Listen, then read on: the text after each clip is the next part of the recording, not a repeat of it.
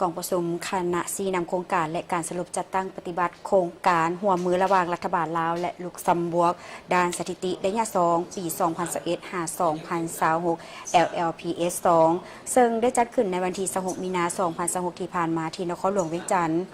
กองประชุมภายใต้การเป็นประธานร่วมของทานฟองสมุทรคำวานวงศาห้องหัวหน้าศูนย์สถิติแห่งชาติกระทรวงการเงินทานโทมัสลามัสอุปทูตลุกซัมบัวกประจำสาธารณรัฐประชาธิปไตยประชาชนลาวซึ่งมีภาคส่วนที่เกี่ยวข้องเข้าร่วมในรูปแบบซึ่งหน้าและทางไกลโครงการร่วมมือระหว่างรัฐบาลสาธารณรัฐประชาธิปไตยประชาชนลาวและราชอาณาจักรลุกซัมบัวกแม่นโครงการช่วยเหลือล่าด้านวิชาการในใส่เพื่อสร้างความเข้มแข็งให้ศูนย์สถิติแห่งชาติก็คือระบบสถิติแห่งชาติในการผลิตสถิติและตัวชี้บอกให้ไปตามมาตรฐานสากลในการประเมินเป้าหมายการพัฒนาแบบยืนยงปี 2030 โครงการร่วมมือด้านสถิติลาวลุกซัมบัวกแม้นเป็นโครงการสืบต่อจากระยะหนึ่งที่ได้จัดตั้งปฏิบัติในปี 2017 หา 2020 โครงการระยะที่ 2 ปี 2021 หา 2026 รัฐบาลลาวและลุกซัมบัวกได้เน้นถึงผลสำเร็จอันแข็งแรงและผลกระทบที่ยืนยงจากการร่วมมือด้านสถิติโดยเป็นการหมายถึงการสำเร็จของระยะที่ 2 ของโครงการร่วมมือด้านสถิติ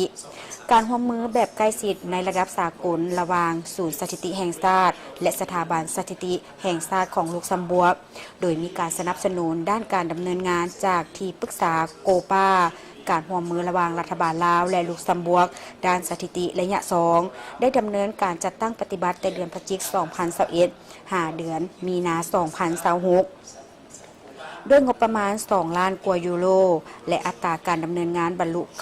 99.8 ส่วนห้อยของโครงการได้สำเร็จ 93 ส่วนห้อยของผลผลิตที่วางแผนไว้ซึ่งเฮ็ดให้สาธารณรัฐประชาธิปไตยประชาชนลาวสามารถขยายการนำใช้ข้อมูลด้านสิ่งแวดล้อมแหล่งข้อมูลใหม่ๆได้ถูกพัฒนาขึ้นรวมทั้งการสำรวจการจัดการขี้เหงื่อของครัวเรือนในระดับชาติเทื่อทำอิฐและการเสริมสร้างระบบการเก็บข้อมูลทางด้านบริหารและอื่นๆ